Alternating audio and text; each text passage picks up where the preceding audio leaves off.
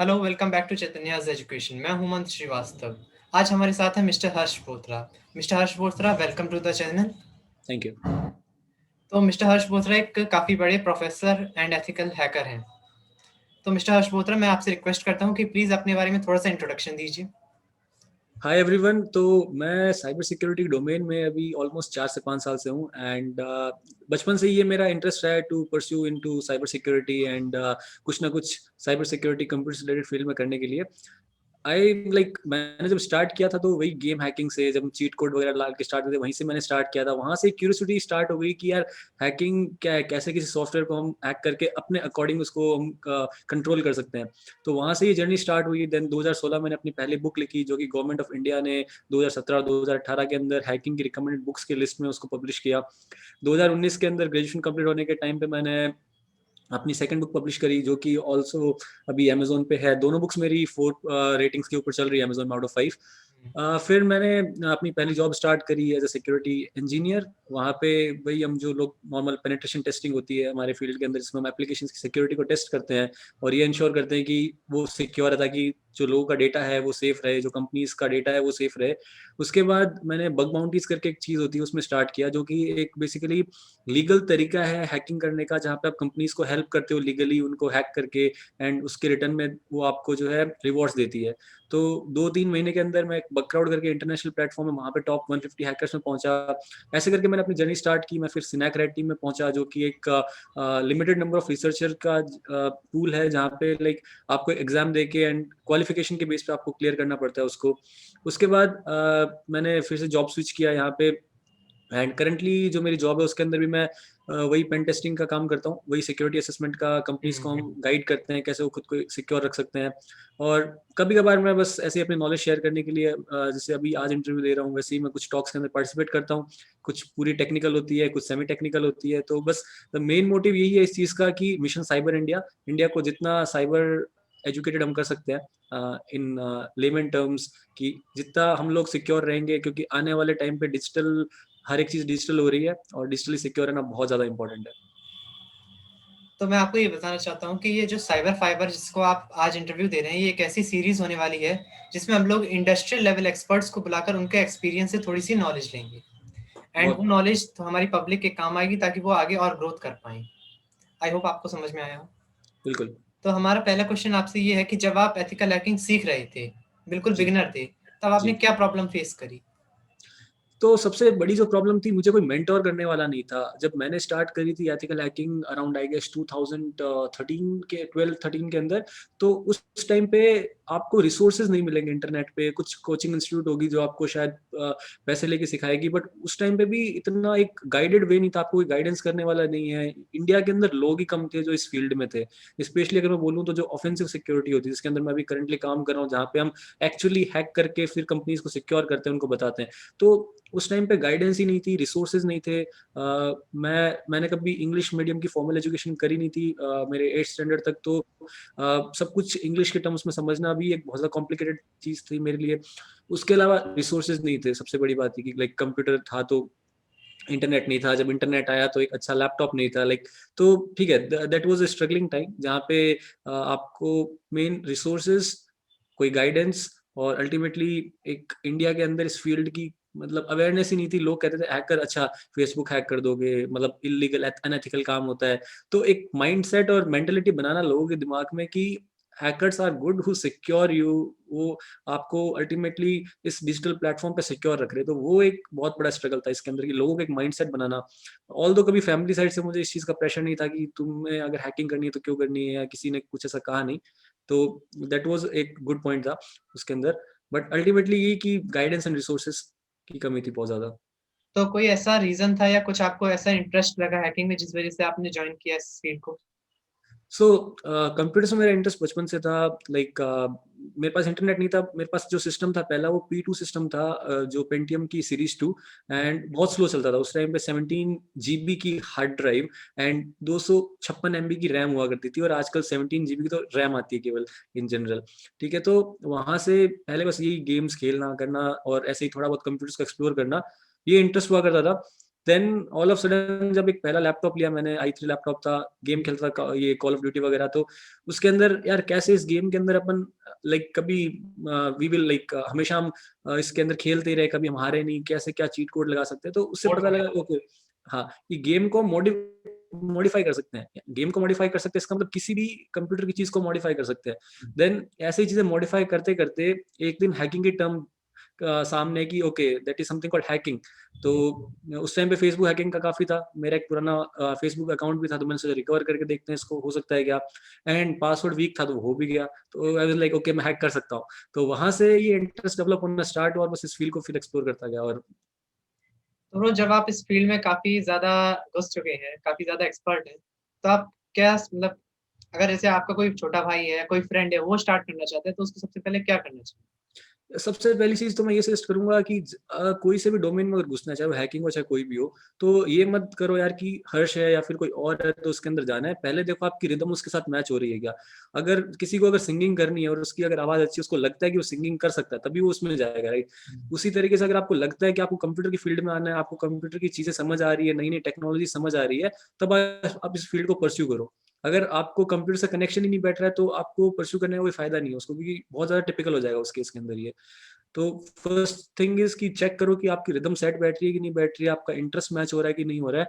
अगर हो रहा है तो बिल्कुल बेसिक से एकदम कि चीजें लो लेवल पे कैसे काम करती है। जैसे कि अगर आप एक वेबसाइट देख रहे हो, आप google.com चला रहे हो, तो google.com एक्चुअली काम कैसे करता है कि google.com पे क्या क्या सर्विसेज होती है, और google.com पे जब आप सर्फ करते हो, इंटरनेट पे सर्फ करते हो, तो बैकग्राउंड में क्या क्या चलता है, तो आपको हर एक छोटी से छोटी चीज वहां पे समझनी पड़ेगी। उसके बाद आप धीरे धीरे देखो कि हैकिंग एक्चुअली है क्या, कि हैकिंग एक जस्ट डेटा स्टील करना है या फिर किसी का अकाउंट हैक कर लेना है, या फिर हैकिंग के अंदर क्या क्या अटैक होते हैं, कैसे कैसे होता है, हैकिंग का डिफेंसिव साइड क्या है। जैसे अब इंडियन आर्मी की बात ले लेते हैं। हुँ। इंडियन आर्मी के अंदर हमारे पास एक डिफेंसिव स्ट्रक्चर भी होता है, एक ऑफेंसिव स्ट्रक्चर भी होता है। वो कब ऑपरेट करता है, जब हमें जरूरत होती है डिफेंस की तो हम as a defensive structure operate करते हैं, जब हमें जरूरत होती है ऑफेंसिव स्ट्रक्चर की तो हम उसकी तरह ऑपरेट करते हैं। तो हैकिंग में भी सेम है, हैकिंग में भी डिफेंसिव पार्ट है, ऑफेंसिव पार्ट है। अब आप ये देखो कि आपका इंटरेस्ट डिफेंस की साइड ज्यादा है कि ऑफेंस की साइड ज्यादा है। ठीक है, ऑफेंस का मतलब ये नहीं कि आप कुछ गलत काम ही कर रहे हो वहां पे, ऑफेंस इज जस्ट एक टर्म है कि हम उसको एज ए रियल हैकर की तरह लीगली हैक करके देखते हैं कि क्या हम इसमें आगे परस्यू कर सकते हैं। हुँ। तो ब्रो आपने काफ़ी सारे सर्टिफ़िकेशंस कर रखे होंगे। ज्यादा नहीं, कुछ सर्टिफिकेट कर रखे हैं, लाइक सर्टिफाइड एथिकल हैकर है, और रिसेंटली मैंने एक तो सर्टिफिकेट जैसे अभी अभी किया था। इंडिया में ट्रेंड चल रहा है कि नए-नए एथिकल हैकर्स निकल के आ रहे हैं, तो काफ़ी लोगों में हम्म सीईएच की डिमांड काफ़ी बढ़ गई है, कुछ टाइम से। हम्म, तो जी। सीएच को लेकर कुछ प्रॉब्लम्स आ रही हैं, कोई भी इंस्टीट्यूट नया खुलता जा रहा है, वो सीएच की फीस लेता जा रहा है, लेकिन स्टूडेंट उतना सीख नहीं पा रहे हैं, तो उन्हें क्या करना चाहिए? जो स्टूडेंट्स वहाँ ऐसे इंस्टीट्यूट में चले जाते हैं। तो सबसे पहली प्रॉब्लम ये है कि लोग ये सोचते हैं कि अब मैं कोर्स कर लूंगा, मेरे पास एक डिग्री आ जाएगी, एक डिप्लोमा, एक सर्टिफिकेट आ जाएगा तो मैं हैकर बन जाऊंगा। तो ये सबसे बड़ी गलतफहमी है उनका। उनको अपने दिमाग से ये चीज निकालनी पड़ेगी सबसे पहले। हैकिंग ऐसी प्रोसेस है कि आपको हमेशा हर दिन सीखना पड़ेगा। लाइक अभी भी ये होता है कि मेरे को इतने टाइम स्पेंड करने के बाद भी मैं सुबह उठ रहा हूँ, देख रहा हूँ आज एक नया अटैक आ गया और मुझे इसके बारे में पढ़ना पड़ेगा अगर मुझे अपडेटेड रहना है तो। ठीक है, हैकिंग में इतने सारे डोमेन है। जैसे अगर आपको वेब हैक करना है तो उसका अलग डोमेन है, एंड्रॉइड आईओएस के लिए अलग डोमेन है। अगर आपको कार हैक करनी है तो उसका अलग डोमेन है। आपको ये स्मार्ट टीवी, स्मार्ट जितने भी अप्लायंस होते हैं उसको हैक करना है तो अलग डोमेन है। आप पहले चूज करो आपको जाना किस में है। पहले एक डोमेन, मतलब वही वाली बात है ना, जैक ऑफ ऑल ट्रेड बनने से कोई फायदा नहीं है। पहले एक के मास्टर बनो, उसके बाद धीरे धीरे धीरे एक्सप्लोर करते चलो। तो मैं ये सजेस्ट करूंगा कि किसी भी सर्टिफिकेट के लिए जाने से पहले आप खुद से नॉलेज एक्वायर करो। आज इंटरनेट पे इतने रिसोर्सेज अवेलेबल है, इतने रिसोर्सेज कि अगर हमारे टाइम होते तो आज शायद हम मतलब एक स्टेप आगे होते जहां से भी हम हैं वहां से। ब्रो जब अभी मैंने एक्चुअली एक कोर्स डिज़ाइन किया था सीएच के साथ अलाइन करके, तो मैंने ओके। काफ़ी रिसर्च की सीएच के बारे में एंड अदर जितने भी कोर्सेज़ हैं। तो ब्रो एक मुझे काफ़ी ज़्यादा फ़ी में थोड़ी-सी इश्यू लगा कि जो नॉर्मल फ़ीस आ रही है किसी भी सीएच कोर्स की, ऑनलाइन हो या चाहे ऑफ़लाइन, वो मिनिमम 30,000 से 2 लाख तक जा रही है। क्या ये हम्म। प्राइस सही है? अब प्राइस का मैं ये बताऊंगा कि कुछ इंस्टीट्यूट है जो अपने एक स्टैंडर्ड फॉलो करती है।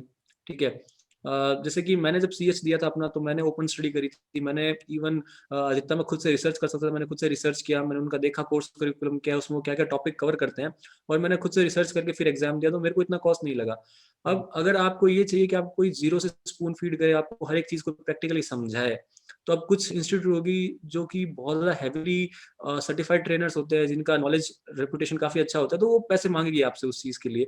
और मेनली जो आप लाखों में फीस बता रहे हैं, ये होती है जब आप कॉर्पोरेट ट्रेनिंग करने के लिए जाते हैं, बड़ी-बड़ी कंपनी में ट्रेनिंग करने जाते हैं। अगर लो लेवल पे आके स्टूडेंट को सिखाने की बात करें, यूजुअली हो सकता है ट्रेनर भी खुद सीए सर्टिफाइड हो या फिर एक लिमिटेड सर्टिफिकेशंस उसने कर रखे हों, और उस टाइम पे वो जस्ट एक उसको कोर्स पढ़ाने के लिए, जैसे कि एक नॉर्मल कोर्स करो, उस चीज़ के पैसे लेता हो। तो वो आपको देखना पड़ेगा कि आप कौन से इंस्टीट्यूट में जा रहे हैं, क्या लेवल है उसका, उन सब कई चीज़ों पे ये डिपेंड करता है। हुँ।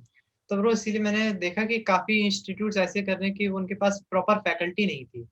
मैं हुँ, कुछ इंस्टीट्यूट में गया, मैं नाम नहीं ले सकता डायरेक्ट। तो मुझे वहाँ पे थोड़ी फैकल्टी की कमी लगी, उनका कोर्स स्ट्रक्चर देखा तो बिल्कुल वैसा सीएच का टाइप का नहीं लगा। तो मैंने खुद एक कोर्स डेवलप किया, जिसका मैंने नाम रखा the complete CH and cyber security course.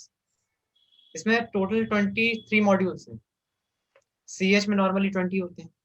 हुँ, हुँ। मैंने इसको थोड़ा-सा सीएच से आगे लेके चला गया। तो ब्रो इसकी फीस आपके अकॉर्डिंग कितनी होनी चाहिए? ऑनलाइन है। वो डिपेंड करता है कि आपकी मतलब ऑफरिंग क्या है, उसके अलावा उसकी आपकी जो सेलिंग प्रीपोज़िशन है वो क्या है, आपने उसमें कितना एफर्ट डाला है। प्लस आप जिस नाम से उसको लॉन्च कर रहे हैं, जिस बैनर से उसको लॉन्च कर रहे हैं, उस बैनर की करंटली रेपुटेशन क्या है मार्केट के अंदर। तो बहुत सारे फैक्टर्स को हम देखते हुए उसकी प्राइस डिफाइन होती है, एक अगर हम कॉर्पोरेट पर्सपेक्टिव से देखें तो। बाकी प्राइस पॉइंट ऑफ व्यू पे मैं कुछ कमेंट कर नहीं सकता एज़ सच कि आप, क्योंकि दिस इज़ समथिंग कि आपको ही डिसाइड करना पड़ेगा कि आपको पहली बात आपका जो एफर्ट आपने डाला है उस कोर्स को डिज़ाइन करने में, हुँ, ठीक है? उस एफर्ट को बेसिकली वापस आपको अगर सम अप करना है, आपको वापस मॉनेटरी कन्वर्ट करना है, तो आपको क्या एक्सपेक्टेशन है? फॉर एग्ज़ाम्पल, अगर आज मैं 10 घंटे डाल के अपना एक कोर्स बनाता हूँ और मैं किसी सब्जेक्ट का मैटर एक्सपर्ट हूँ वहाँ पे, जहाँ पे लोग मुझे जानते हैं, मुझे पता है लोग कोर्स खरीदेंगे, ठीक है? तो मुझे लगता है कि मेरे 10 घंटे की वैल्यू होनी चाहिए एटलीस्ट 1 लाख रुपए, और मैं ये मानता हूँ कि 1000 स्टूडेंट तो खरीद लेंगे, ठीक है? तो मैं ₹200 उस कोर्स की कीमत रख सकता हूँ, क्योंकि मुझे पता है कि 1000 लोग खरीदेंगे, 2 लाख रुपए तो हो जाएँगे, उसमें से सारी कॉस्ट कटिंग करके 1 लाख रुपए मेरी सेविंग हो जाएगी। ठीक है? अब बहुत सारे लोग ऐसा करते भी हैं, जैसे कि साइबर मेंटोर करके है, हीटाडम वगैरह जो है, ये लोग अपने कोर्स की प्राइस रखते हैं ₹900, उन्हें पता है 10,000 20,000 लोग खरीदेंगे मेरा हुँ। कोर्स, ठीक है? तो उनका उस हिसाब से वो मार्जिनलाइज़ हो गया। वही अगर एक दूसरा बंदा है, उसको पता ही नहीं है कि कितने लोग उसके कोर्स खरीदेंगे, तो उसको शायद प्राइस डबल करनी पड़ेगी वहाँ पे। तो ब्रो जी। मैंने इसी प्राइस का रेशियो को बहुत कम कर दिया है। मैंने 1500 पूरे कोर्स की प्राइस रखी है। अब हुँ, ब्रो फीचर्स तो मैं पूरे अभी नहीं डिस्क्लोज़ करूँगा क्योंकि दैट्स 26 को कोर्स लॉन्च हो रहा है एक्चुअली। दैट्स तो वेरी कुछ good, all the best for that. Hmm, thank you. तो कोर्स की मैंने प्राइस रखी है ओनली 1500। तो उसमें नॉर्मली वही जो इतने सीईएच के हैं प्लस 3 एक्स्ट्रा मॉड्यूल्स हैं that's good. And life support, technical support वगैरह नॉर्मल। एंड जैसे नॉर्मली क्या होता है जब भी मैंने सीईएच जब जिस टाइम किया था, तब मुझे क्या होता है एक मॉड्यूल पढ़ा दिया गया ऑनलाइन कोर्स पे, फिर अगले मॉड्यूल पे चले गए डायरेक्ट।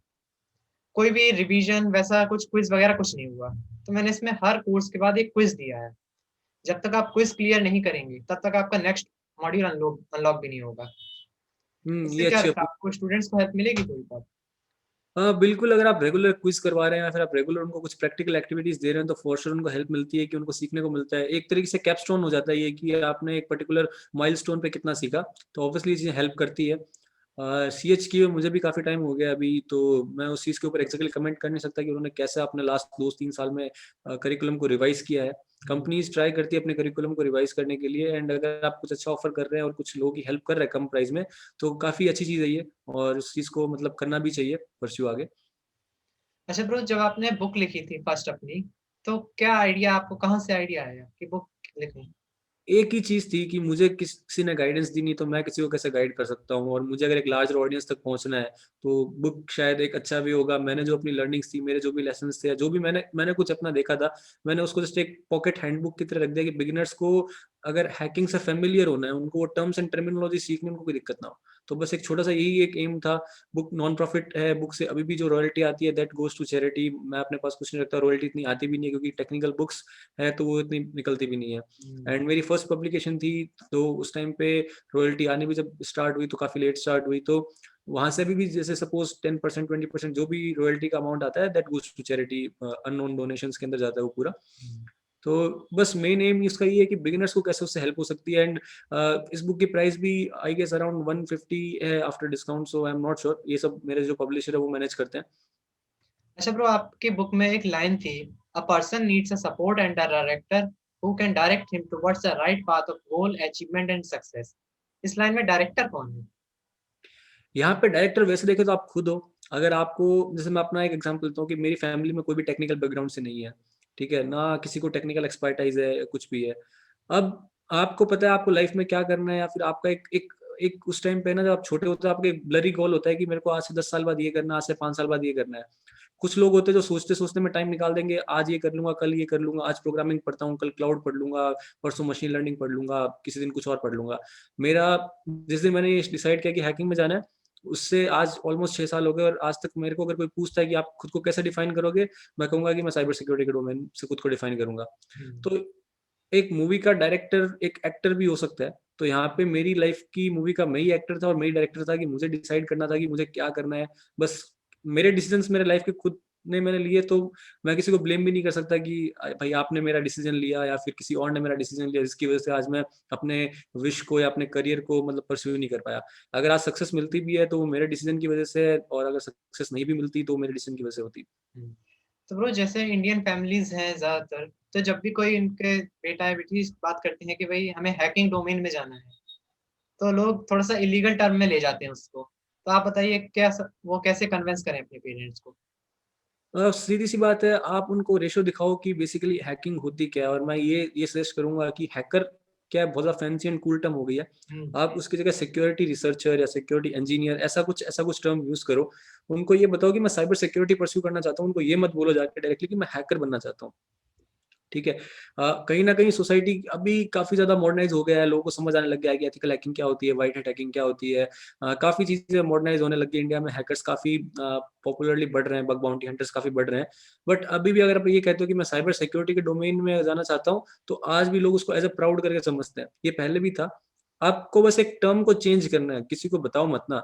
भई आप सीधी-सी बात है, आप कान को इधर से पकड़ो चाहे उधर से पकड़ो, अगर कान ही पकड़ रहे हो तो ठीक है, क्या दिक्कत है उसके अंदर? आप बस उसको जाके ये बताओ सामने वाले को कि हाँ, मैं साइबर सिक्योरिटी के डोमेन में हूँ।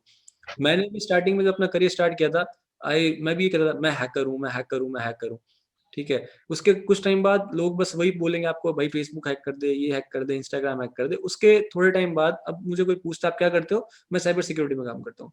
आप क्या करते हो? मैं कंपनीज़ को सिक्योर करता हूँ। कैसे करते हो? हम उनको लीगली एडवाइस देते हैं कैसे खुद को सिक्योर करें। ये किसी को आधों को समझ आता है, आधों को समझ नहीं आता है, बट ठीक है, उनको एक अच्छा लगता है कि सुन के हाँ, कुछ अच्छा हो रहा है यहाँ पे। तो ब्रो जैसा अभी आपने बात किया फ़ेसबुक और इंस्टाग्राम हैकिंग की, तो ये बताइए अभी तक कितने डीएम्स आए होंगे आपको? मैं काउंट नहीं कर सकता टू बी ऑनेस्ट, इतने ज़्यादा डीएम्स आते हैं, इवन आज भी आते हैं। इवन मैं स्टेटस भी डालता हूँ अपने फेसबुक, ट्विटर पे या फिर इंस्टाग्राम पे हर थोड़े-थोड़े टाइम में कि प्लीज़ इस चीज़ों के लिए मैसेज ना करो, क्योंकि ये हम नहीं करते हैं, ये पॉसिबल भी नहीं होता है इतना प्रैक्टिकली।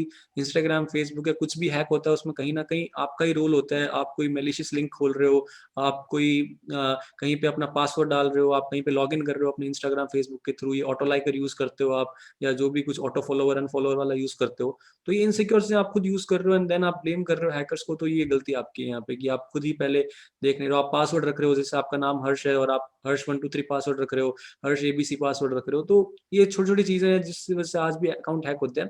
हुँ। बट अगर आप एक स्ट्रॉन्ग पासवर्ड रख रहे हो, आप टू फैक्टर ऑथेंटिकेशन को ऑन रख रहे हो, एसएमएस, ओटीपी ऑथेंटिकेशन को, आप अपना कहीं पे भी जो सेंसिटिव डेटा है वो डाल नहीं रहे हो, कोई भी अनवांटेड या कोई भी ऐसी-वैसी ऐप आप इंस्टॉल नहीं कर रहे हो, तो आपका अकाउंट कोई नहीं हैक कर सकता उस केस के अंदर, वो सिक्योर है वहाँ पे। अच्छा ब्रो ये बताइए कि जब आप हैकिंग सीख रहे थे एज़ अ नॉन प्रोफेशनल, तब आपने प्रोग्रामिंग पे कितना फ़ोकस किया या प्रोग्रामिंग कितनी इम्पोर्टेंट है? मैं ये मानूँगा कि आपको कोड पढ़ना आना चाहिए, बहुत इम्पोर्टेंट है कोड पढ़ना आना, बिकॉज़ एक लिमिट के बाद आप जाएँगे तो आपको खुद के कोड लिखने पड़ेंगे, आपको हैकिंग करने के लिए, आपको किसी चीज़ को हैक करने के लिए खुद का कोड लिखना पड़ेगा, आपको जैसे सिचुएशन मिलेगी उसके अकॉर्डिंग। हुँ। बिकॉज़ अल्टीमेटली क्या है कि कहीं न कहीं हैकिंग में भी स्मार्ट प्रोग्रामिंग आपको आनी चाहिए, ठीक है? तो मेरा फ़ोकस था, जब मैं अपने कॉलेज में था तब मैंने अपना टाइम दिया, काफ़ी टाइम इन्वेस्ट किया कोडिंग के अंदर, बट मैं अभी भी रेगुलरली कोड नहीं लिखता हूँ, मुझे इतनी रिक्वायरमेंट नहीं रहती है। मैं कोड रीड करता हूँ, मुझे ज़रूरत पड़ती है तो मैं एक्जिस्टिंग कोड को मॉडिफ़ाई करके अपने अकॉर्डिंग उसको वर्किंग बना लेता हूँ, या फिर उसको डिबग करके मुझे पता है कि मुझे एक एन्क्रिप्शन को तोड़ने के लिए कुछ कोड लिखना है, हुँ। मार्केट में ऐसा कोड अवेलेबल है, मुझे बस थोड़ा-सा चेंज चाहिए तो मैं उसको चेंज कर सकता हूँ। लाइक इतनी कैपेबिलिटीज़ आपको होनी चाहिए कि आपको कोड रीड और चेंज करना आना चाहिए।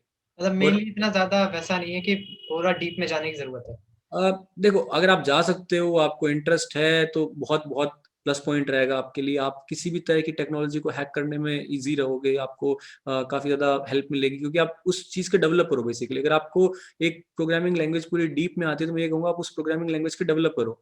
तो जो चीज़ डेवलप कर सकता है वो चीज़ को ब्रेक भी तो कर सकता है ना इजीली। बट जिसको पता ही नहीं है कि किस चीज़ को डेवलप कैसे करें, उसको ब्रेक करने में थोड़ा-सा डिफिकल्टीज़ आएगी। जैसे कि आज हम कई बार वेब एप्लीकेशन को हैक करते हैं। हम देखते हैं यार यहाँ पे कुछ कॉन्सेप्ट है जो चल रहा है, बट हमें पता नहीं होता हो क्या रहा है बैकग्राउंड में। वही अगर एक डेवलपर उसको हैक कर रहा होगा, उसको पता होगा कि अच्छा ये एरर आ रहा है, बैकग्राउंड में कुछ ऐसा हो रहा होगा इसलिए आ रहा होगा। हुँ। अच्छा ब्रो ये बताइए कि जब आपने पहला बग फाइंड किया था या पहली वल्नरेबिलिटी फाइंड की थी, तब आपका रिएक्शन क्या था? Oh! It was just like oh! ये बग है।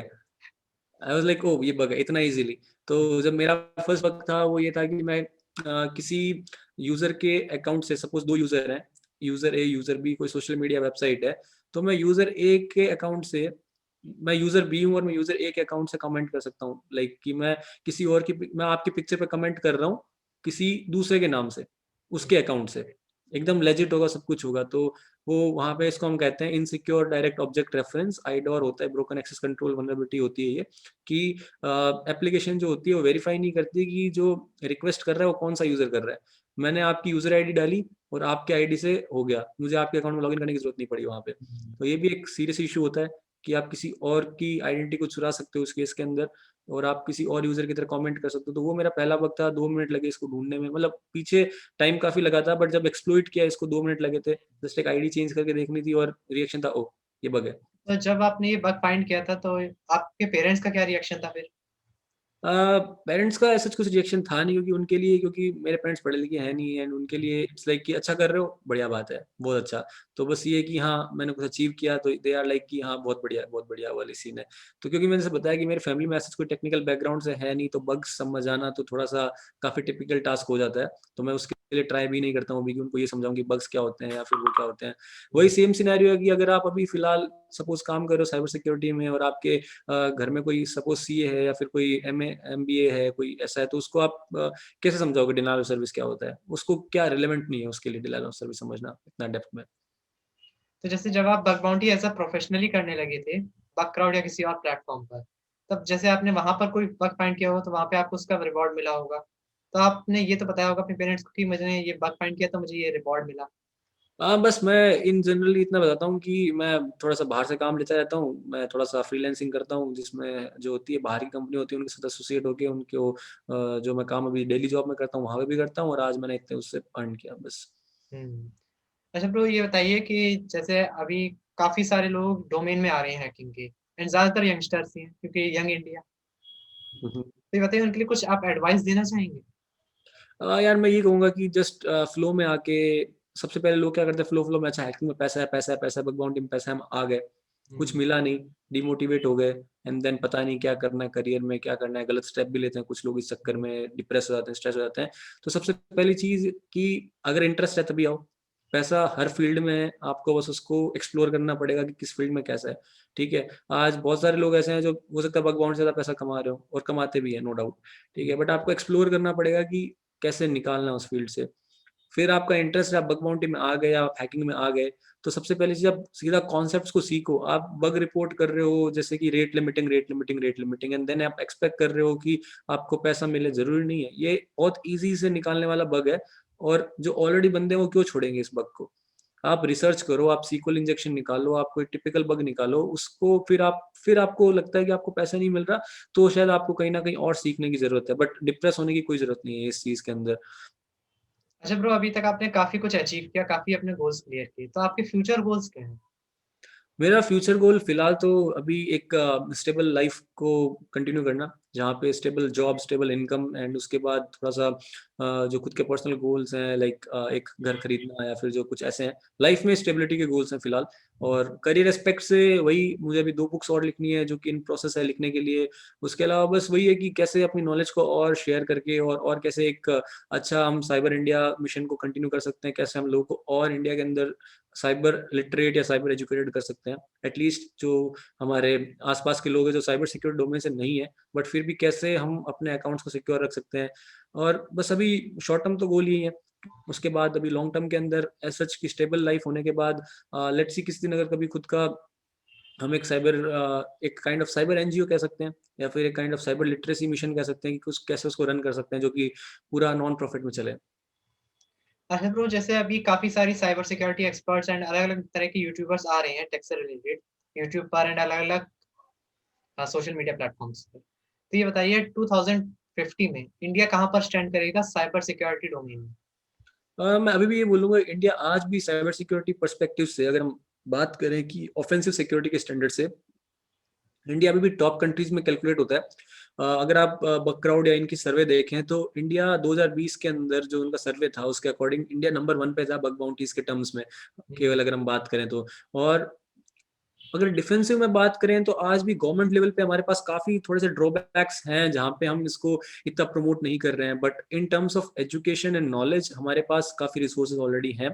2050 में अगर गवर्नमेंट का सपोर्ट रहता है, प्रॉपर साइबर पॉलिसीज आती है, सब कुछ प्रॉपर्ली इंप्लीमेंट होता है, लोग ऐसे ही less profit more of welfare की तरफ काम करते हैं, तो India will be one of the leader into this cyber security domain in both offensive and defensive side. तो ब्रो जैसे इंडिया में काफ़ी माना जाता है कि साइबर सिक्योरिटी के प्रॉपर लॉज़ नहीं हैं। हम्म।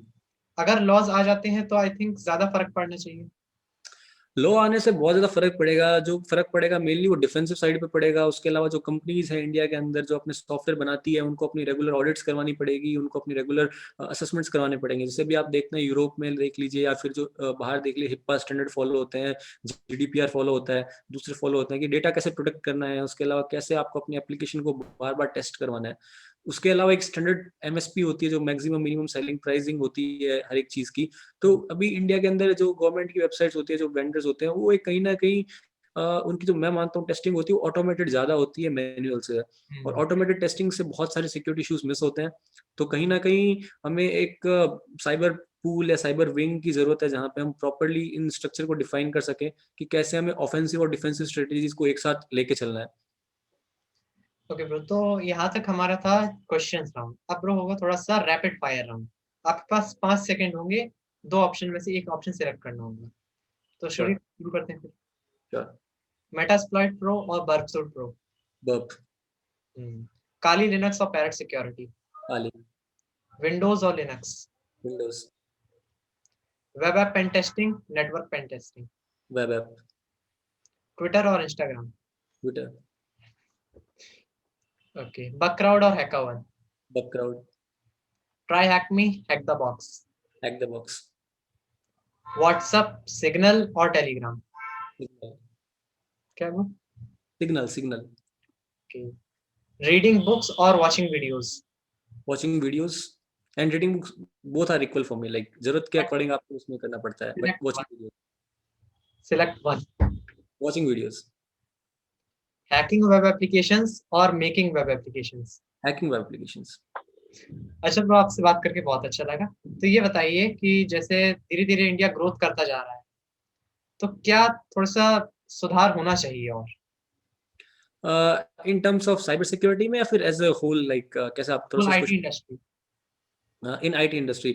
सो मैं वही कहूंगा कि जब तक हम कुछ आईटी और साइबर के लॉज इंप्लीमेंट नहीं करेंगे, हम कहीं ना कहीं अभी भी जो बाहर की कंपनी है उनको अपना डेटा कैसे यूज करना है उसकी एक खुली परमिशन दे रहे हैं। जो कंपनी चाहे वैसे आके इंडिया में डेटा को सिमुलेट कर रही है।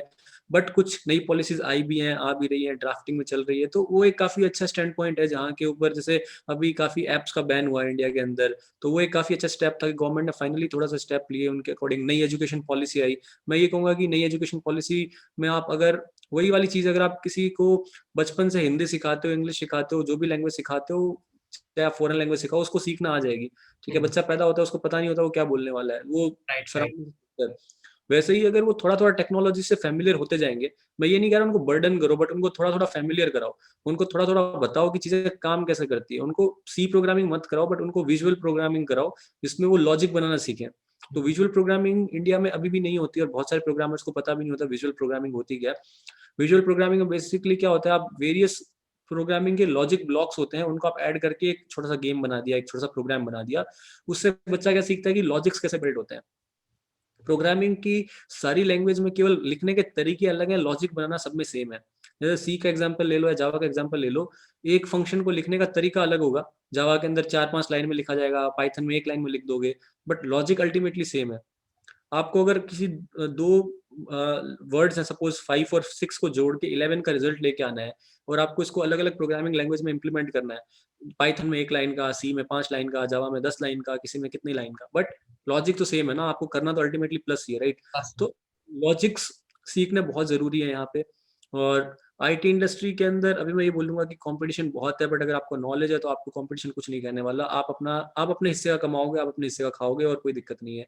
एंड सबसे बेस्ट पार्ट ये है कि यहाँ पे स्पेशली साइबर सिक्योरिटी इंडस्ट्री के अंदर आपको सपोर्ट बहुत मिलेगा। लाइक लोग यूजली हेल्प कर देते हैं एक दूसरे के इंटरनेशनल लेवल पे, नॉट ओनली इन इंडिया।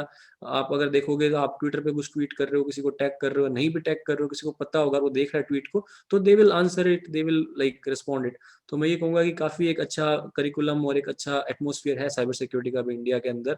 और आई होप कि अगर ऐसा ही चलता रहा तो we will be one day into a good position, जहाँ पे हम वी विल बी लाइक कि टॉप कंट्रीज के लिस्ट में हम भी होंगे इसमें।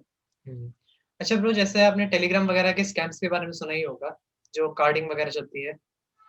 तो फिर जितना हम लोगों ने, काफ़ी यूट्यूबर्स ने, मैंने अपने चैनल पे काफ़ी लोगों ने डाल रखा है साइबर अवेयरनेस, किसी को अपने क्रेडिट कार्ड वगैरह डिटेल मत दो, एनोनिमस किसी को भी पेमेंट मत करो। फिर भी ब्रो स्कैम्स रुकते नहीं हैं। लोग तब भी करते हैं, फिर जब हो जाता है उनके साथ स्कैम, तब किसी एक्सपर्ट के पास जाते हैं कि भई मेरे साथ स्कैम हो गया। तो कहाँ क्या करना चाहिए ऐसे में फिर? सबसे पहला तो होता है, इंसान अगर किसी स्कैम में आता है, वो होता है लालच, ठीक हुँ, है? उसकी ग्रीड है कि उसको एक फ़ोन है जो 50,000 का फ़ोन है, उसको 10,000 में चाहिए। वो उसके कॉन्सिक्वेंसेज़ नहीं देख रहा है। अगर फ़ोन का ईएमआई नंबर ट्रेस होता है किसी भी रीज़न की वजह से, ठीक है? अगर आप लैपटॉप है, लैपटॉप में अगर जीपीएस ट्रैकर है, कुछ भी उसके से कुछ भी ट्रेस होता है, आपके ऊपर ही आएगा, सामने वाले वो घोस्ट है वहाँ पे, जिससे आपने खरीदा वो घोस्ट है। डिवाइस यूज़ कौन कर रहा है? आप यूज़ कर रहे हो, तो रिस्पॉन्सिबल आप हो। तो सबसे पहले अगर आप हमेशा ईज़ी ऑप्शंस ढूँढोगे किसी चीज़ को बाईपास करने का, ठीक है? अगर आप एक सॉफ्टवेयर डाउनलोड कर रहे हो, ठीक है? फ्री में डाउनलोड हो गया, आप खुश हो गए, अरे वाह यार 10,000 का सॉफ्टवेयर है, मैंने फ्री में डाउनलोड कर लिया। बट क्या आपको पता है उसके अंदर एक मालवेयर भी एम्बेडेड हो सकता है जो आपका धीरे-धीरे पूरा डेटा ले रहा है, हुँ, ठीक है? तो सबसे पहले ये चीज़ है कि जितना ज़रूरत है उतनी चीज़ें को आप अपने लैपटॉप सिस्टम्स में इंस्टॉल करो। आप सबसे पहले इस ग्रीड वाले फैक्टर को जब तक हम हटाएँगे नहीं, ये इंडिया में नहीं वर्ल्ड वाइड होता है, क्योंकि ग्रीड वाला फैक्टर हर एक ह्यूमन के अंदर एम्बेडेड होता है कहीं न कहीं, किसी न किसी सेंस में। ठीक है? आपको बस लोग ये सोचते हैं कि यार कोई डेटा से मेरा क्या कर लेगा? कोई मेरे डेटा से क्या कर लेगा? बट यही सोचो कि एक ऐसी जगह है, ठीक है, आपका कोई फैमिली वाला है और मेरे पास आपका पूरा डेटा है, बायोमेट्रिक से लेकर आपका फेस रीडिंग का, और मैं आपका पूरा एज़ आपका फेस लगा के और आपके घरवालों के साथ जाके उनके साथ रह रहा हूँ, तो मैं आपका क्या क्या नहीं कर सकता वहाँ पे? मैंने आपकी प्रॉपर्टी अपने नाम पे करवा ली। एक छोटा-सा एग्ज़ाम्पल, ठीक है? हुआ ना इम्पैक्ट। तो कभी ये मत सोचो यार मेरा डेटा क्या ही होगा, मेरे बैंक में पैसा नहीं है, कभी तो आएगा। आज नहीं तो कभी तो आएगा। बंदे के पास अगर एक बार आपका पासवर्ड है या एक बार आपके बैंक के अंदर वो घुस के बैठा है, तो फिर वो कभी भी निकाल सकता है ना। वो ये वेट करेगा आराम से कि कब पैसा आ रहा है, कब नहीं आ रहा है। ठीक है? हुँ। तो ये अगर हम सोच रहे हैं कि हमारा डेटा की कोई वैल्यू नहीं है, कोई वर्थ नहीं है, तो हम सबसे पहले यहीं पे एक जो कहते हैं ना मूर्खता वाला काम कर रहे हैं। ठीक है? हर एक इंसान का डेटा बहुत वर्थ इट होता है। आपके डेटा के बेस के ऊपर आपके जो आपने क्या खरीदा है, क्या नहीं खरीदा, उसके बेस के ऊपर ट्रेंड जनरेट होते हैं, ठीक है? अगर अभी अपन बात करेंगे व्हाट्सएप के ऊपर, फेसबुक के ऊपर कि यार मुझे आज है ना एक वॉशिंग मशीन खरीदनी है, आज मुझे एक लैपटॉप खरीदना है, आप जाके देखना आपको हर एक वेबसाइट के ऊपर जो ऐड दिखेंगे या जो हाइलाइट होगा वो वॉशिंग मशीन या लैपटॉप होगा। क्यों हो रहा है? आपके कीवर्ड जो आप डाल रहे हो, washing machine, laptop, purchase, buy, sale, ये सारे वर्ड्स क्या होते हैं, ट्रैक होते हैं, एनालिटिक्स होती है उनकी, और उसके बेस के ऊपर आपको ऐड दिखाए जाते हैं ताकि आप उन चीज़ों को खरीद लें, ठीक है? तो ये बहुत लेमन टर्म्स हैं जो कि आप एज़ अ एंड यूज़र आपको समझनी पड़ेगी, आपको मतलब उस चीज़ को अवेयर रहना पड़ेगा। ऑब्वियसली आप अपना क्रेडिट कार्ड कहीं पे शेयर ना करें या फिर वो वाला क्रेडिट कार्ड डिटेल ही यूज़ करें जिसमें आप एक लिमिटेड पैसा रखते हैं, ठीक है? जैसे अगर मेरा अप्रोच क्या रहता है, मैं अगर अपने 2 कार्ड यूज़ करता हूँ, तो 1 कार्ड जिससे मैं शॉपिंग करता हूँ, उसमें अगर उतना ही पैसे रखता हूँ, जितने मुझे 1 महीने के अंदर ज़रूरत होती है, ताकि अगर जस्ट इन केस कभी वो कार्ड चोरी हो जाए, उसके स्कैम हो जाए, तो एक लिमिटेड नंबर ऑफ पैसे के साथ ही स्कैम हो और मतलब मेरे को इतना ज़्यादा झटका ना लगे। और वही एक अकाउंट जिसमें आपने 40,000 रुपए रख के रखे हों, उसका स्कैम हो जाए, और वही एक 4,000 वाले में आपको इतना दुःख नहीं होगा, जितना 40,000 में होगा, राइट? तो राइट। पहली चीज़ तो ये है कि हमें स्कैम करने ही नहीं देना किसी को। आप अपने एल्डर्स को, आप अपने घर वालों को, आप अपने बच्चों को, या जो भी लोग हैं आपके आस-पास, उनको सबको बताओ कि कैसे साइबर सिक्योरिटी काम करती है। आप बस उन्हें इतना बताओ कैसे पासवर्ड, बड़े पासवर्ड रखना है। अगर उनसे मैनेज नहीं होता है, आप उनको पासवर्ड मैनेजर डाउनलोड करके दे दो, जो ऑटोमैटिकली पासवर्ड देखेगा उनका। हुँ, अगर बच्चे हैं, बच्चे कुछ भी गेम डाउनलोड कर लेते हैं, तो मोबाइल में आप पैरेंटल कंट्रोल लगाओ कि वो बच्चे हर कोई गेम डाउनलोड ना कर सके, और डाउनलोड करते भी हैं तो उसमें पहले आपको अप्रूवल देना पड़ेगा, उसके बाद गेम डाउनलोड होगा या कोई सॉफ्टवेयर डाउनलोड होगा। तो ये सब चीज़ें जिससे आप बेसिक अपना अवेयरनेस रख सकते हैं, अपनी फैमिली को, अपने आस-पास के लोगों को अवेयर कर सकते हैं। तो ये तो हो गया फैमिली से रिलेटेड, क्योंकि ज़्यादातर फैमिलीज़ में वीक हो जाती है। लेकिन काफ़ी यंगस्टर्स स्कैम के चक्कर में फँस जाते हैं कि भाई आईफ़ोन मिल रहा है 5000 में ले लेते हैं। पेमेंट ट्रांसफ़र कर दिया, फ़ोन आज तक ही नहीं आया। मैं वही बता रहा हूँ ना, ग्रीड वाला फैक्टर हटाना पड़ेगा, उसके अलावा उसका कोई दूसरा सॉल्यूशन ही नहीं है। सबसे बेस्ट हैकिंग होती है सोशल इंजीनियरिंग, जिसे कहते हैं आर्ट ऑफ ह्यूमन हैकिंग, हुँ। ठीक है? मेरी एक टॉक थी, उसके अंदर एक मेरा फेवरेट डायलॉग ये था, if you can hack the creator you can hack the creation.